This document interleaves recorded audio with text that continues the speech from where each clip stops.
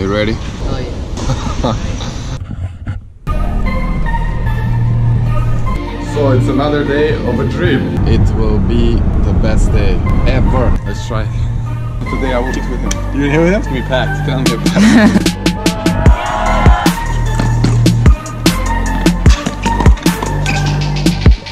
Today I want to talk about. You get this feeling that you can do anything. Wait. This is a special moment. We have no Djokovic with us. Say something. No fears. How do you learn from losses?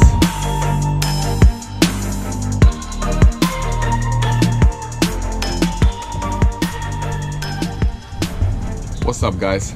Welcome back to another TENFITMEN vlog. And today I want to talk about how you approach situations after the matches that you have lost. So how do you learn from losses? So last night we came back from Philippines. We were at the ITF G4 tournament in Manila, and I was there with two players, Christian and Kai. This is just a typical situation. It's like a fish in the camp. This is actually team building right here.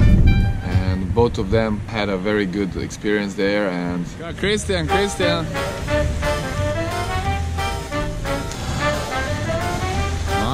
I'm gonna talk about it a bit. They both won their first ITF matches.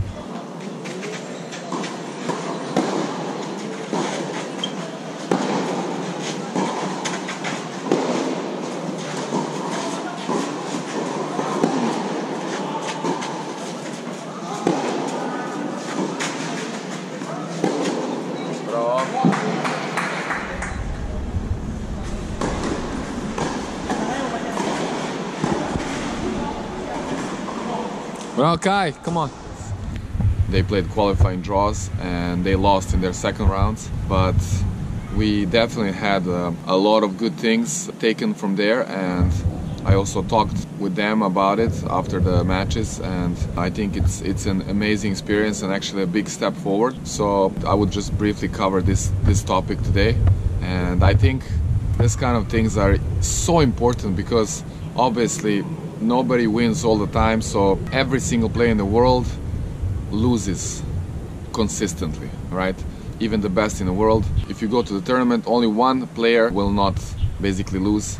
So first of all, we need to accept this fact that everybody loses, and second of all, we need to learn how to use that loss as something that will, push us forward, that will guide us, give us direction. I want to first talk about Christian.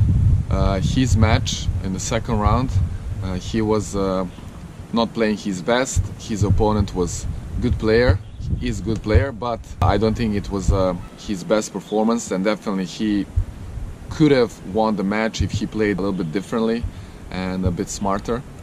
But when I talked to him, he said that he was a little bit thinking about the opponent before because he saw him playing, and he said he thought that he can win the match only if he plays very aggressive, which he did, and it was obviously not good tactics.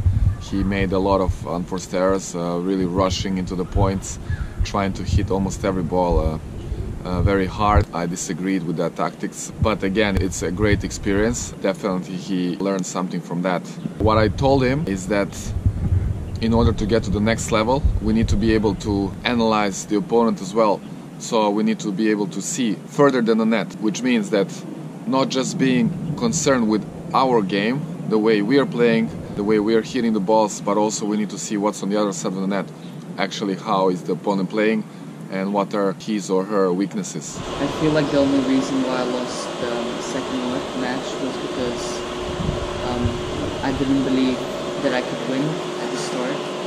So I tried to go for crazy shots that I wasn't able to make, and that's why I did so many errors. I did some winners, but still I did so many errors, and I feel like I need to learn how to adapt quicker and how to notice the opponent's weaknesses. He put it very well about this adjustment and adapting to the opponents. One level is where you are actually trying to play your best, So you're actually just concerned about your side of the court. So you don't see further than the net, basically. You just focus on your shots, your game. The next level is when we are able to play our full potential or near full potential at any matches or against any opponents. But we are also able to see beyond the net and actually analyze the opponent almost automatically as we are playing the match.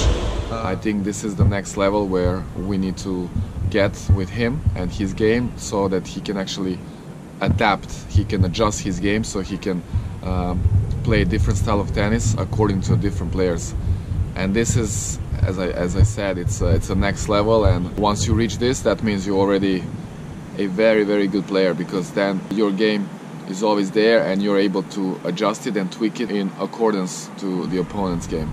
And usually analyzing the matches is always the best after some time, so not directly after the match. You need to give some time for the emotions to settle down, for the player to cool down, and then you can actually talk about it. So, and then it's more like clear.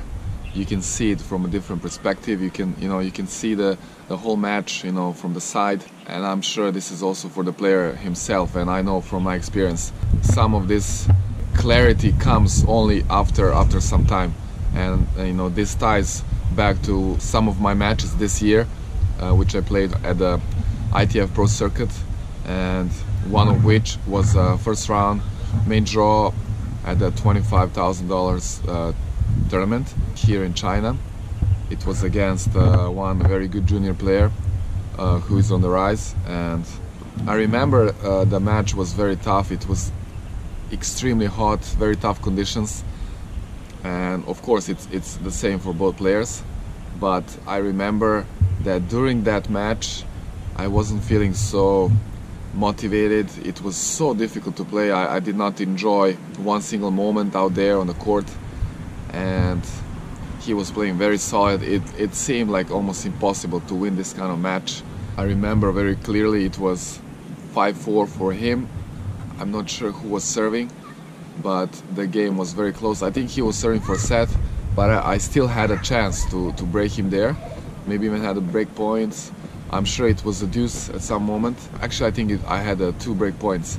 And at that moment, I remember I didn't feel anything. I didn't feel excited. I just felt very flat, like no energy, and I didn't actually realize how important this is and how close I am to actually tie this match and actually give myself a chance to actually win the ATP point. At that moment I was just like going through the shots and through the points, and then again, as I said, after the match, after some time, and then you actually realize that was such a big moment. And then I think if I'm again in this kind of situation now, I will know that moment I need to get into it 100%. I need to engage. I cannot just zone out like that and just like almost not care. It was such a profound moment for me after the match when I realized that, and I was kind of feeling almost disappointed or sad that I didn't have that feel during the match in that very moment. So this is another thing that I have taken from that match, which is like you need to engage into every single point, especially when it's like these points. You don't have this luxury to zone out and almost not care. So this is what I learned from the match. Next time I'm gonna really get into it and take these points like my life depends on them. The second thing I would talk about is the Kai's match from this tournament, which he played very well and he exceeded my expectations. He was playing against the number 3 seed in the qualifying draw and a very good lefty player, and he played very high level of tennis, and he gave himself a great chance to win. He lost in 2 close sets. It was pretty much the same level throughout the match, so that there were almost no ups and downs, very consistent play, except one thing that we talked about and we're gonna work on. It's some element in his game, but otherwise it was very solid performance. Now what I want to talk about is that I'm not sure how he felt during this match, and again I want to compare this with some of my experiences when I was junior and I was playing a high ranked player or somebody I already know, who is who has shown that he's capable of playing very high level of tennis. And then when you play these players, you kind of relax, you have nothing to lose, and then you almost get satisfied with playing a close match. So another thing that you want to take from a close match is that you want to reflect on the match and then see how did you feel? Did you actually believe you can win, or you were just playing, enjoying the moment and just being relaxed because you have nothing to lose, and then being satisfied with a close match score? Or you actually believed you could win, and then when the match was like the important points, when the sets were on the edge, were you feeling a bit tight? So these kind of things, again, you try to reflect and see what was going on, so the next time you're aware of that and maybe you can improve it. So in a case, if you didn't believe you can win the next time, you have to believe. You have to find a way to believe. And in the other case, if you felt tight, you need to figure out a way how you can work on that. How you can get better with these moments and actually give your best in these crucial moments of the match. I would just like to add one more thing. That is when you have the matches, those thriller matches when everything was decided in 1 or 2 points. So especially if you lose these kind of matches, what you can take from them, that is number one, you should be happy, always with this kind of matches. This is an amazing experience, and I actually found out this year. Unfortunately, I lost one of these matches, 7-6 in the third, after having a match point. I found out that this match could have been one-way traffic for me. I was leading pretty badly this match. I was leading a lot, set and 4-1. But if that match ended, easy in 2 sets, it would be just another match, and I would probably forget about it, kind of quickly. But in this way, I actually remember it very, very well, and I will remember it forever, probably.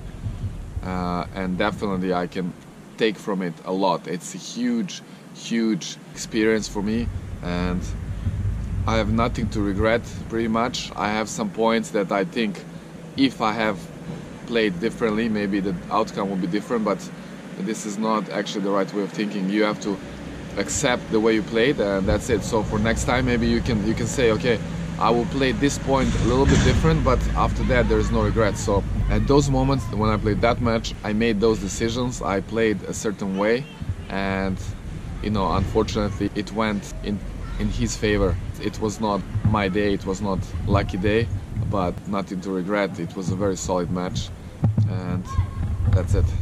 So that's it for today.